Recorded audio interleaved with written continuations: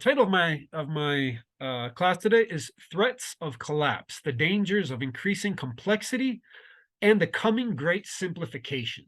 We've talked about in several classes before here. We've looked at some of the major environmental and social problems that we're facing, issues related to peak oil or peak fossil fuels.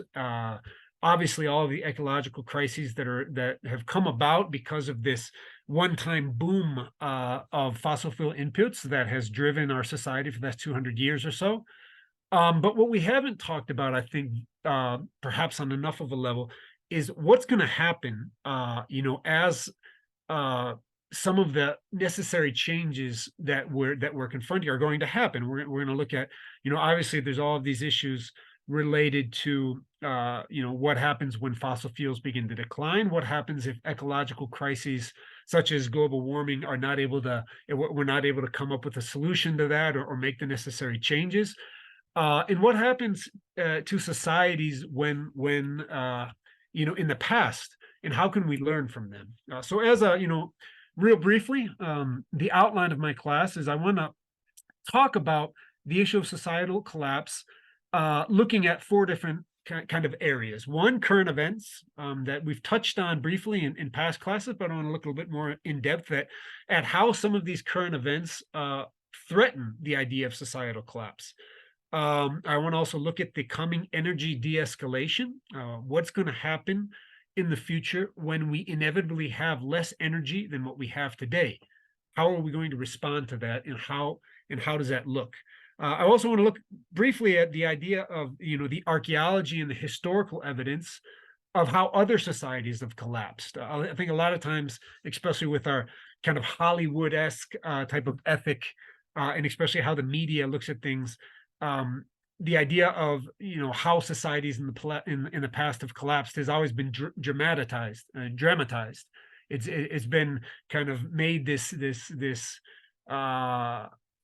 great collapse where all of a sudden these great civilizations just disappeared, and that's not necessarily true. So we're going to look at how societies in the past have collapsed, why they did, and how they responded to that.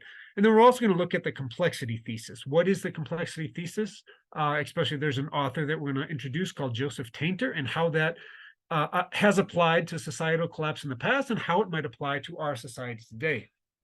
And then finally, I want to look at how all of this is relevant and related to the idea of community development. Specifically, why rural communities throughout the world might be best poised and best adapted to the coming great simplification, right? And so I think what I'm going to argue is that a lot of the development work, community development work that is going on around the world today, I think is misdirected, because most of the development programs and where most of the money is being sent to is to try and make rural communities, impoverished communities, more like the high energy societies that we live in today, places like the United States, Western Europe, and all of these pockets of wealth around the world. And the idea is that this is what works, and we need to try and enforce, this paradigm in the rest of the world.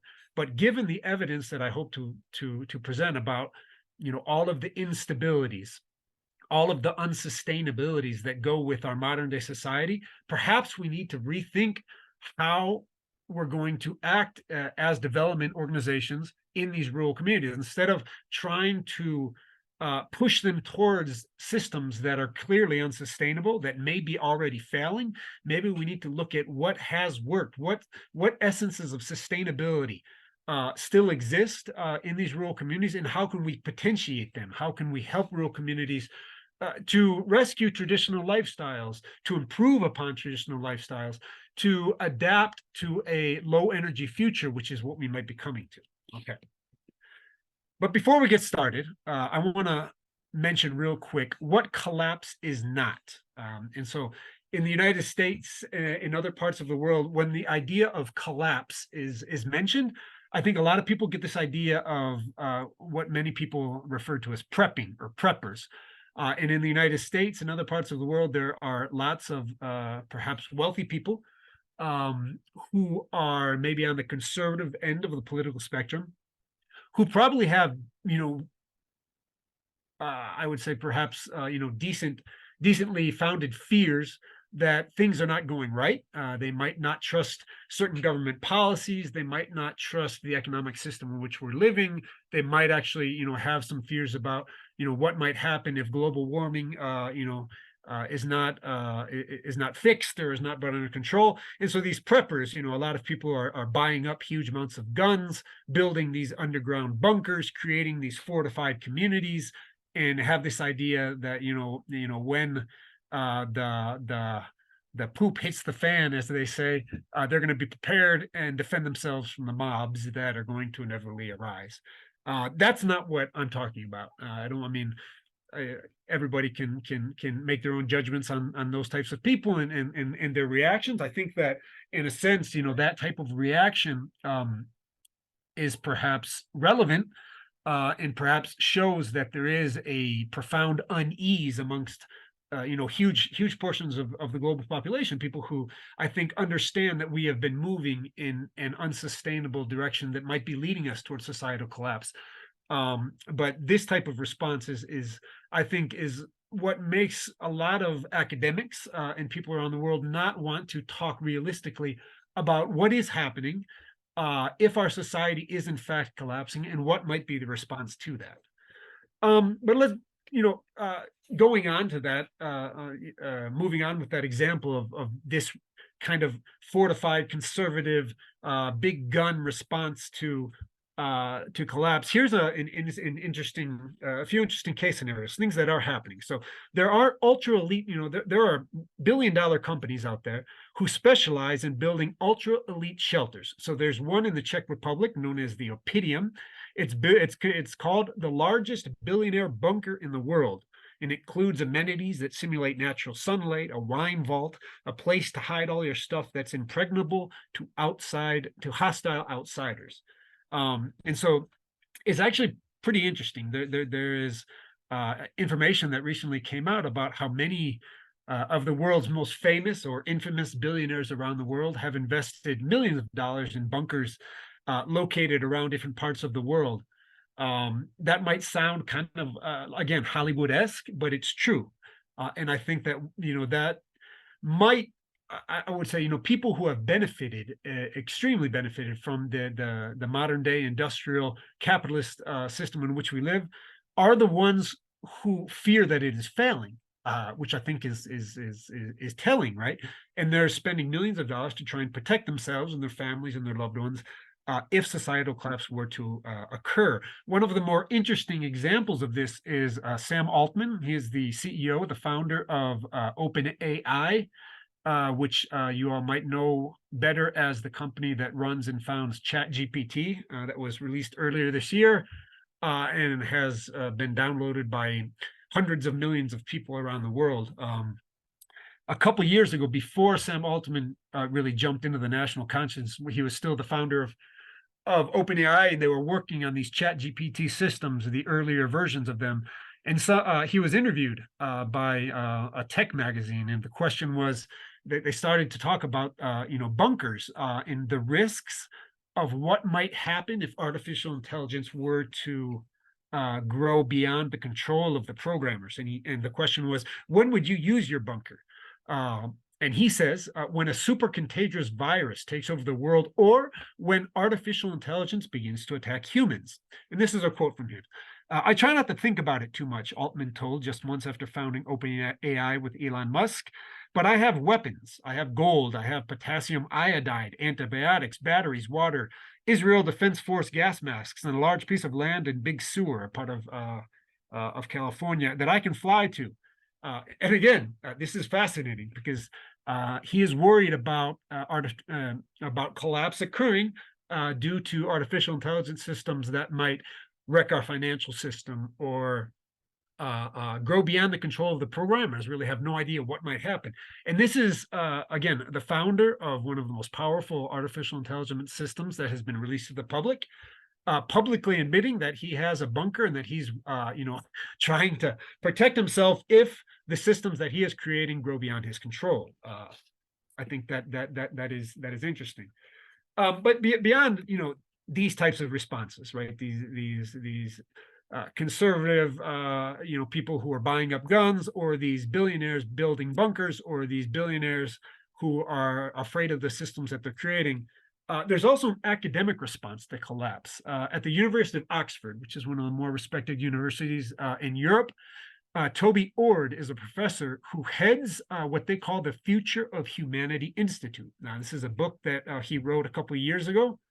And he, along with the Future of Humanity Institute, essentially looked at what were some of the most potent existential risks that humanity faces. And they defined existential risks, as fairly widely. For example, kind of like what happened to the dinosaurs, we don't know. It could happen that a massive meteor could strike the Earth, kind of like the movie, the famous Leonardo DiCaprio movie that came out, Don't Look Up. They also said, there's all these threats about supervolcanic eruptions that could massively change the climate of the Earth. But they looked at a wide variety of potential existential risks that humanity faces. And at the end of his book, and at the end of Toby Ord is a mathematician, and at the end of trying to look at all of these existential risks, the Future of Humanity Institute at the University of Oxford has determined that humanity has a 1 in 6 chance of extinguishing ourselves within the next century. You might say that that's kind of perhaps exotic numbers, or maybe alarmist, but I think it's interesting that this is a number that's not coming from a fringe website operated by some preppers who have a bunker in Idaho or anything like that. This is a number from one of the most distinguished universities in the world. The Institute, the Humanity Institute, Future of Humanity Institute at Oxford, focuses particular attention on biotech and artificial intelligence, which are some of the most prominent areas of concern for what might happen in some of the existential risks we face. There's a few really interesting statistics that he quotes. And for example, he says that the Biological Weapons Convention, which is the only global agreement that is meant to protect humanity against the use of biological weapons, has 4 employees and a smaller budget than the average McDonald's. So that shows you how much money is being invested in finding ways to protect humanity from the use of biological weapons that could cause human-caused pandemics. Toby Ord and the Future of Humanity Institute also says that climate change is obviously an existential threat that could be leading to societal collapse. One of the statistics that they quote in the book is that if we eventually burn all of the fossil fuels that we're confident we can access, the leading Earth system models suggest we experience between 9 and 13 degrees Celsius of warming by 2300. If you've heard of some of the IPCC reports, up till now, we're pretty much locked in to an increase of 1.5 degrees Celsius, perhaps 2 degrees Celsius. And we're already beginning to see massive storms, prolonged droughts, wildfires, et cetera, et cetera, et cetera. Imagine what would happen if we were to move that number from 1.5 to 13 degrees Celsius. And I think it's interesting that they say that if we do burn the fossil fuels that we can access every year, we are burning, despite all of these conventions, the Paris Convention, the Copenhagen Accords, despite all of these, we continue to burn every year more and more fossil fuels. We continue to explore more fossil fuels. As the Arctic sea begins to thaw, there's already a race for which countries are going to access the previously unaccessible fossil fuels that were buried underneath the ice. We're not changing. And so if we do not change, and if we continue along this path, obviously climate change and all of the feedback loops that are associated with that could obviously prevent very, very real extinction risks, not only for us as human beings, but for thousands of other species as well. Another thing that the book talks about is that this was actually written pre-COVID, which is interesting, but he said that pandemics and bioweapons are another very, very serious risk that could lead to societal collapse. Here's a couple Statistics in 2007, the foot and mouth disease, which is a high-risk pathogen that can only be studied in labs following top level of biosecurity, escaped from a research facility, leading to an outbreak in the UK. And an investigation found that the virus had escaped from a badly maintained pipe. After repairs, the lab's license was renewed, only for another leak to occur 2 weeks later. 7 years later, in 2014, one of the major pharmaceutical companies, GlaxoSmithKline, accidentally released 45 liters of concentrated poliovirus into a river in Belgium. In 2004, SARS escaped from the National Institute of Virology. In 2005, the University of Medicine and Dentistry in New Jersey, 3 mice were infected with the bubonic plague, and they were never found again. The book takes a look at all of the research that's being done into viruses, a lot of it which is obviously very important, very necessary, but there are not the necessary safety protocols. I don't want to get into whether COVID was caused by a market in China or whether it was accidentally released from a lab in China, the Wuhan Institute of Virology. There seems to be fairly convincing evidence of both cases.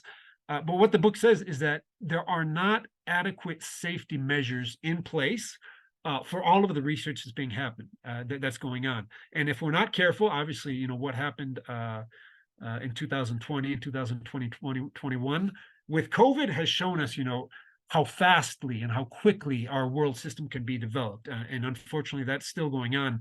And that's not even taking into consideration bioweapons. One of the things that I read an interesting report about, there's artificial intelligence all of these artificial intelligence systems, which are not regulated as of yet, can essentially tell people how to create their own bioweapons. You can plug in a question and ChatGPT can tell you, how to create this potentially lethal bioweapon that you could then release into the public, with all terrorist organizations, etc. That's dangerous. And like I said, that is another threat of collapse, another threat of extinction level, issues that we're facing. And then lastly, one that is perhaps a bit newer into the public discourse is the idea of artificial intelligence. We mentioned here Sam Altman, the guy who created ChatGPT, and some of his beliefs and fears with the systems that he's creating. But the book that I mentioned earlier, Toby Ord's book, said that on the power and potential of AI, scientists could create systems that surpass human intelligence. And he views unaligned artificial intelligence as the highest existential risk that humanity faces.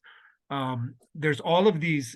One of the things I think is interesting is that, all of these companies that are developing AI systems today have been repeatedly calling for a global moratorium on the development of these systems. Recently, Elon Musk, Bill Gates, and others signed their name to this proclamation that called for, I think it was a 6 or 12-month moratorium, essentially asking governments to intervene and say, let's stop this until we know what we're doing.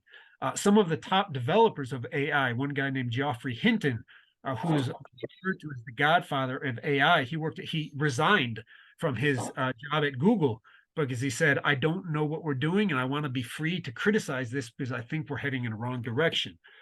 Recently, Eliezer Yudkowsky, he's been working on AI development, on the problem of AI alignment for decades. And he published an article in Time magazine. I think this is important. It wasn't published on his Facebook page. It wasn't published on some fringe chat group or anything like that. It was published in a reputable magazine called Time magazine. And this is here's what he said. He says, the key issue is not human competitive intelligence. It's what happens after AI gets to be smarter than us. Key thresholds there may not be obvious. We definitely can't calculate in advance what happens. What happens when a research lab would cross the critical lines. Many researchers steeped in these issues, myself included, he says, expect that the most likely result of building a superhumanly smart AI system is that under anything remotely like the current circumstances, that literally everyone on Earth will die. Again, that's a fairly strong words from a person who spent his entire life studying this, and he was again calling for interventions to try and put a stop to this. So those are just some of the threats that we're facing. There's several more that we could talk about, but the book says, when we take all of these threats to the society that we're living into consideration, Toby Ord and the University of Oxford think we have a 1 in 6 chance of surviving the next century. Moving on beyond that, the book doesn't even Toby Ord and the Future of Humanity Institute doesn't even look, I think, at some of the more basic elements that might be causing societal collapse. Not necessarily perhaps extinction level events or existential risks to humanity, but other risks that are obvious and that are going to change the society and we live in. For example, one of the things that I think is very, very important to mention is that the idea that our global economy is absolutely committed and wed to this issue of unlimited economic growth. We've talked about this in past classes about how, in essence, our global economic system is akin to cancer. What our economic system is to the world is the same as what cancer is to the human body. Anything that grows without any sort of limits or boundaries or restraint is going to cause damage to the wider system. The image here to the right is a book that was written back in 1972. It was a study done by a number of economists and sociologists, and it was called The Limits to Growth.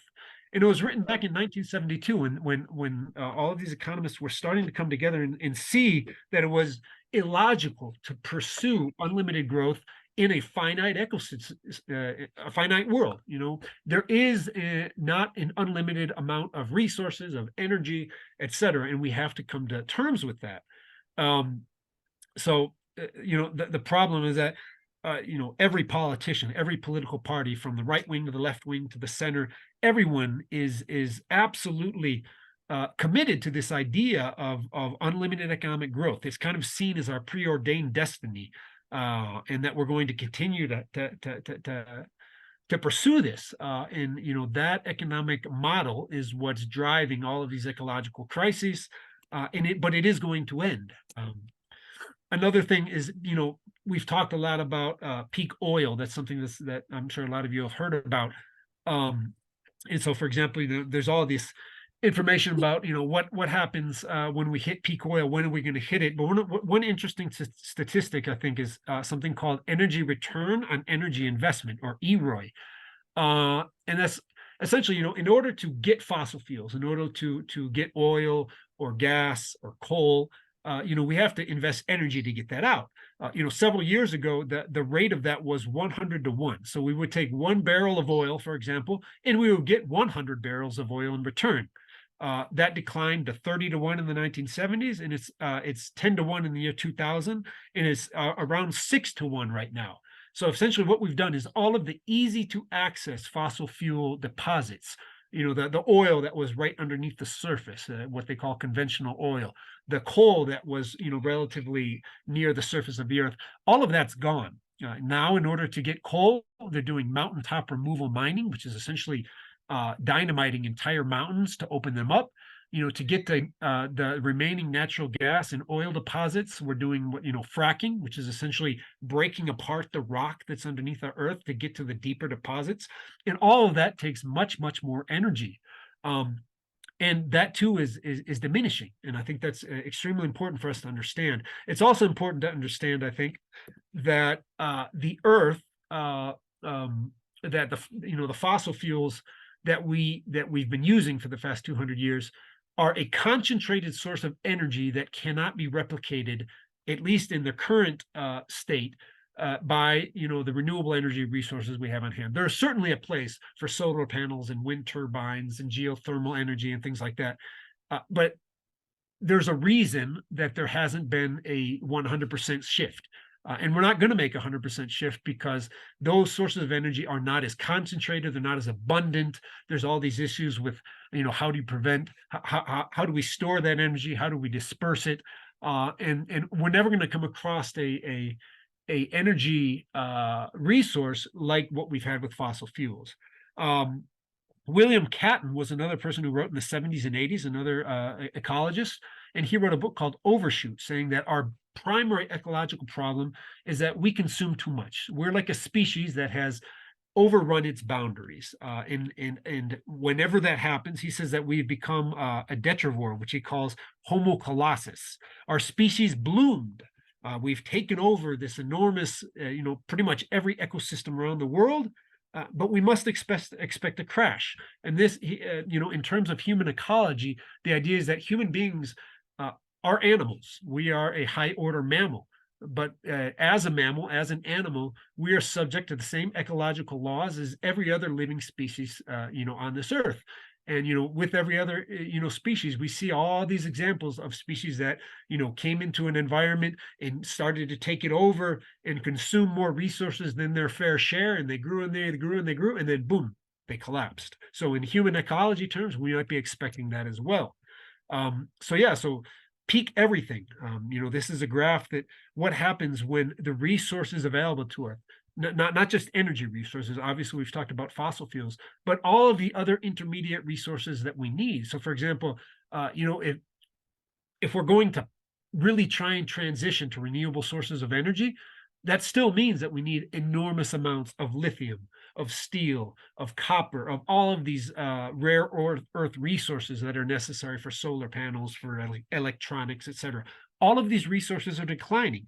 And so in a basic peak everything scenario, what happens is the resources decline, the population grows until the resources are gone, and then shortly afterwards, the population begins to follow this decline in resources. This is a graph that isn't just applicable to human societies, it's applicable historically to how past civilizations have grown and collapsed. It's applicable to other animal species, other plant species that have done the same thing.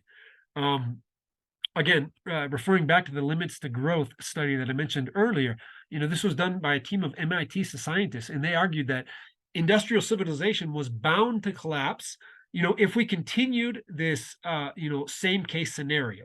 The report's most infamous scenario, which they called business as usual, predicted that the world's economic growth would peak around the 2040s and then take a sharp downturn along with the global population and other, similar issues such as food availability, natural resources that we can use. And this imminent collapse wouldn't be the end of the human race, but rather a important societal turning point that would see standards of living drop around the world for decades. I think it's interesting because just last year, there was a graduate student in Holland called Gaia Harrington, who looked at this study in depth and tried to follow, all of these predictions of what the limits to growth team thought was going to happen. And she said, from everything I see, the indicators that they were following are right on time. We haven't changed. We're continuing along the business as usual scenario.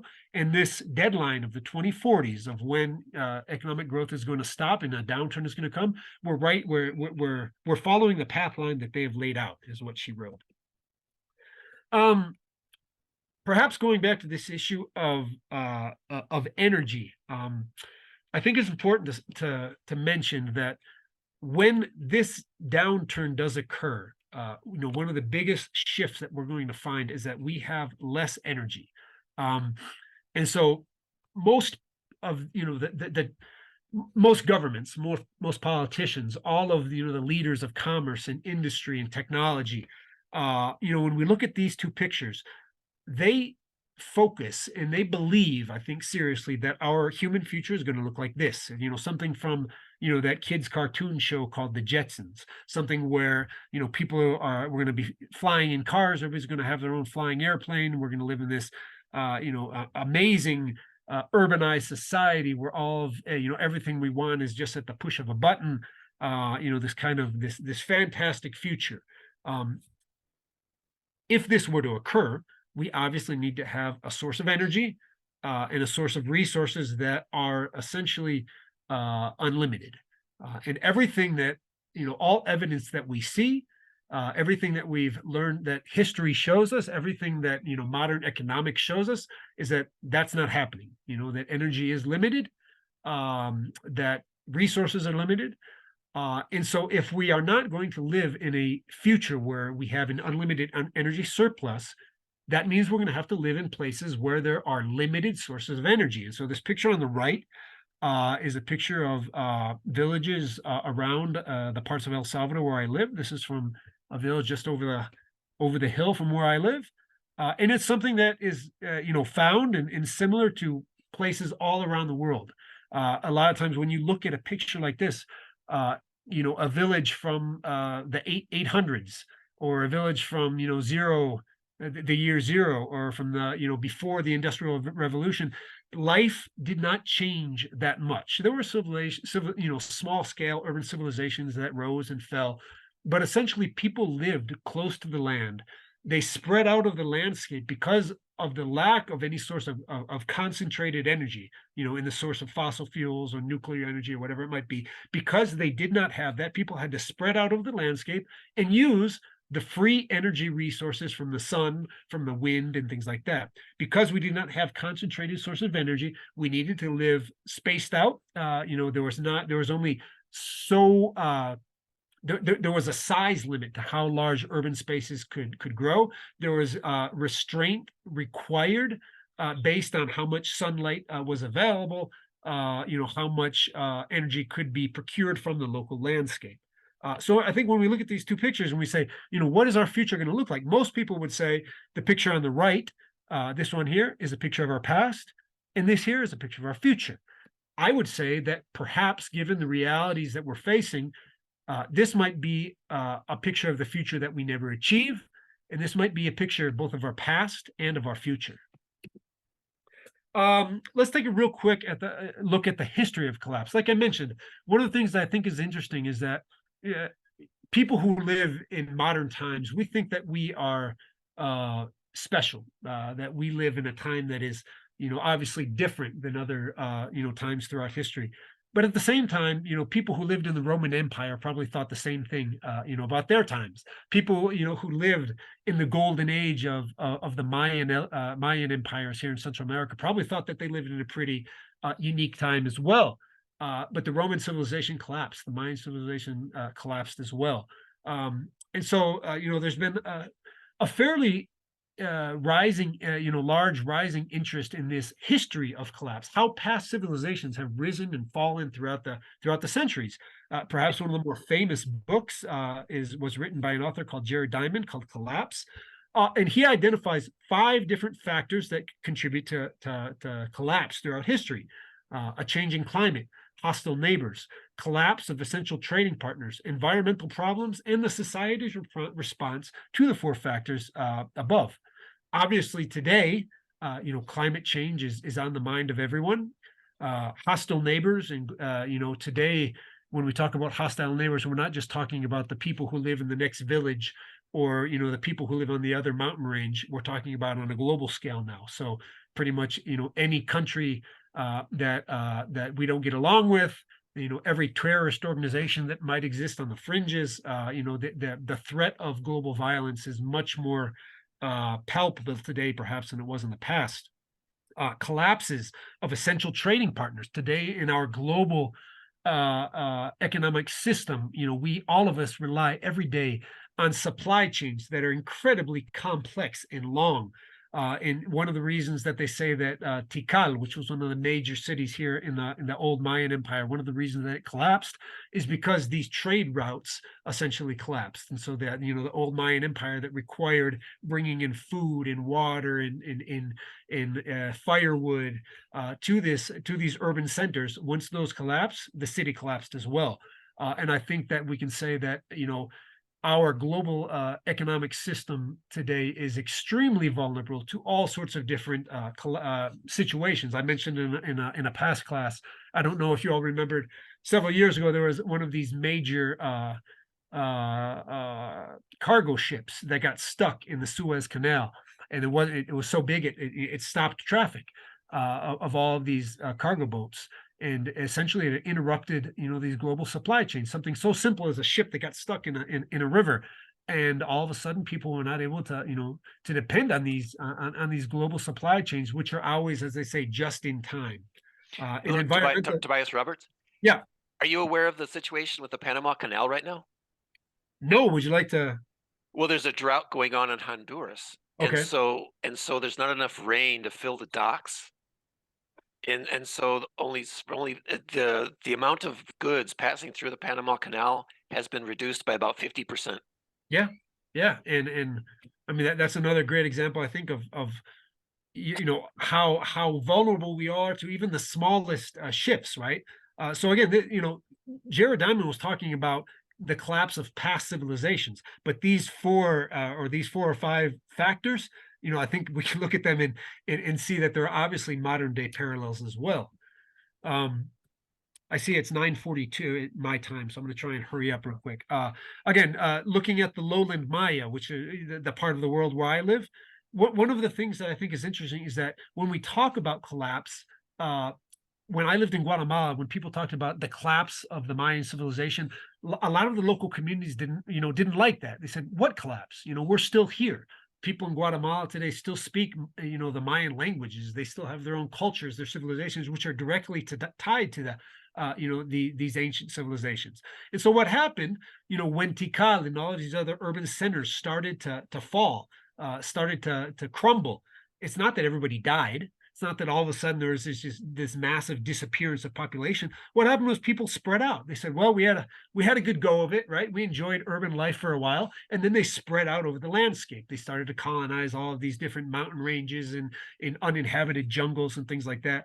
And so people spread out over the landscape due to the overexploitation of resources, climate change, and the complexity of urban societies. Um, I think a question that we have to ask ourselves today is going back to these two images here. If we're not going to be able to live in these concentrated societies that are so threatened by all of these possibilities of collapse, are we willing as a society to go back to a life like this, to an area where we spread out over the landscape, try and capture local sources of energy, utilize local resources as sustainably as possible? Yes. So, yeah, are we?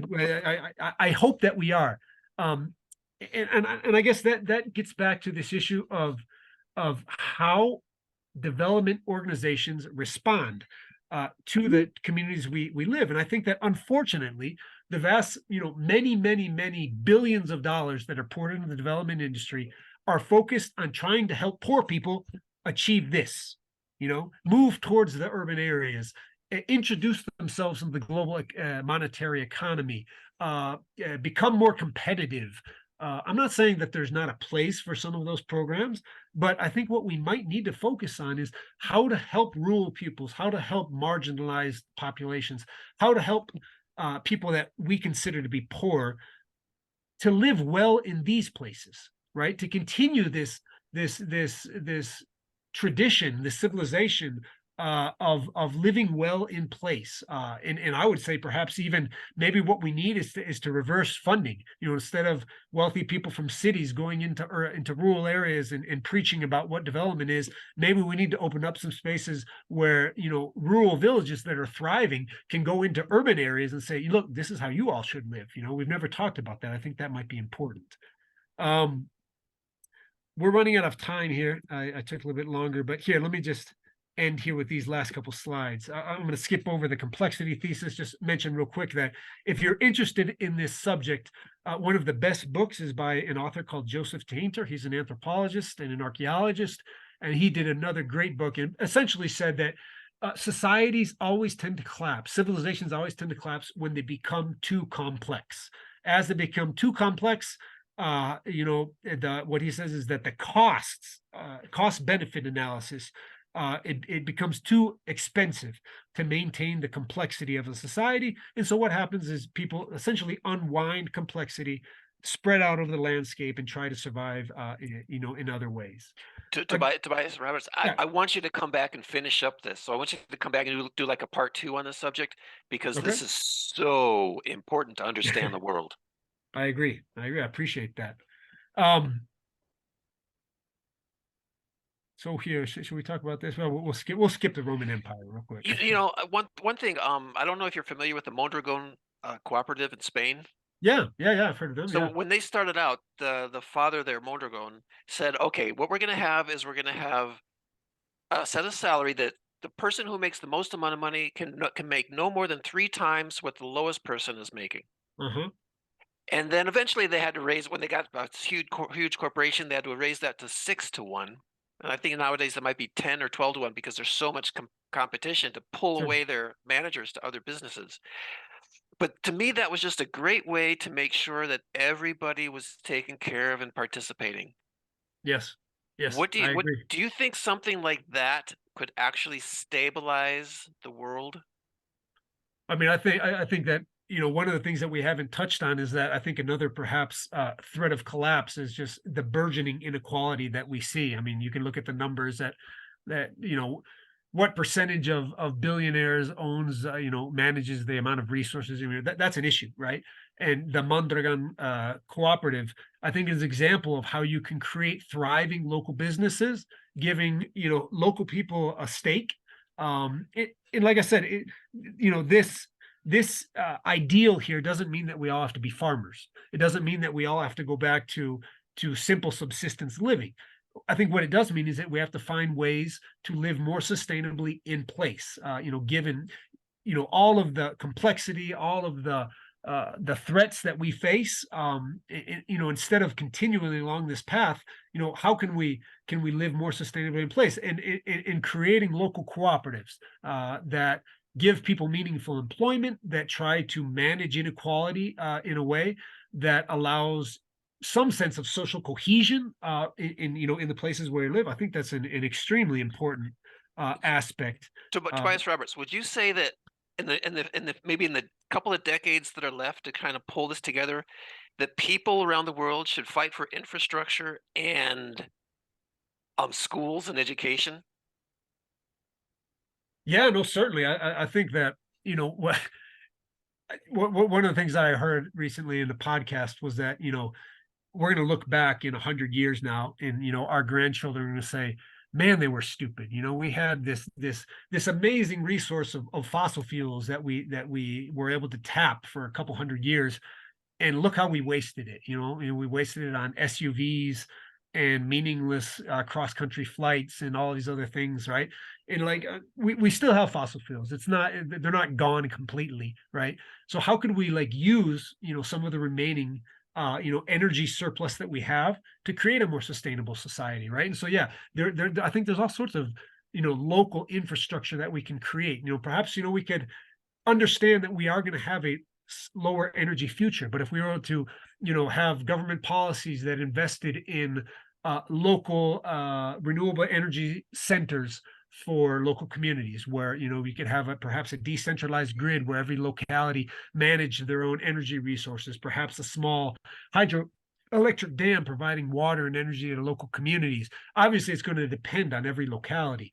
Schooling, infrastructure for decent schools, and then also how you change education so that education isn't about trying to convince young people that we need to believe in this Jetson-like future, but the education as preparing people for living well in place. Right? I think that is a challenge that in the majority of cases, most public schools today, especially in rural areas, kind of do the opposite, encourage young people to escape their regions, their localities, instead of finding ways to make them better, improve them, and allow people to live well in place, right? Um, to end real quick here, so what does all this have to do with development? So, given all of the threats we face, the historical tendency that complex civilizations always collapse, uh, how might collapse be a welcome opportunity to redistribute ourselves into decentralized, more egalitarian, more environmentally friendly ways of societal organization? I think instead of seeing collapse as, oh, we all need to buy our guns and build our bunkers, maybe we should see it as an opportunity. It's an opportunity to perhaps right the ship, live more fulfilling, sustainable lives in community where we can contribute together. We might not have, all of the money we have, all of the resources we have. We might have to accept some limitations, but that doesn't necessarily mean that we're going to live, in scarcity and in starving. We're all going to be fighting each other for the last bit of meat or whatever. Um, David Fleming, who is here's a couple quotes. He says he's a great author from the UK. He says that localization, this return to the bioregions that sustain us, At the limit, it stands at best at the limits of practical possibility, but it has the decisive argument in its favor that there will be no other alternative. We are going to have to return to our places and live well in our places because we're going to have a lower energy future. So because that's one of our only alternatives, we better start learning about how to do it well. Simone Weil wrote that to be rooted is perhaps the most important but the least recognized need of the human soul. Rooting ourselves to communities, to the land, to local geographies is something that is profoundly important, not only in a practical sense, but also in the sense of how we can flourish as human beings, how we can find meaning, how we can find community, friendship, family, etc. And lastly, development, I think, in that sense, should not be about economic growth per se. It should not be about introducing people into the monetary economy. It should not be about even improving standards of living. It should be about helping people belong best to their place. Wendell Berry says that the soil is the great connector of our lives. And obviously, the soil is the essence of every place. The soil is the source and destination of all. It is the healer and the restorer and the resurrector by which disease passes into health, age into youth, death into life. Without proper care for it, we can have no community, because without proper care for the soil, we can have no life. And lastly, here's one more, perhaps ending on a romantic note with poems and poetry. Rainer Marie Rilke was a German poet about 100 years ago or more. And he wrote a lot, even back in the 1800s, I think is when he was writing. He wrote about this idea of collapse, and he wrote kind of this romantic notion about people who avoided the temptation to move into the cities, the temptation that comes with economic growth. And he said, "Blessed are those who never turned away from the land. Blessed are those who stood quietly in the rain. They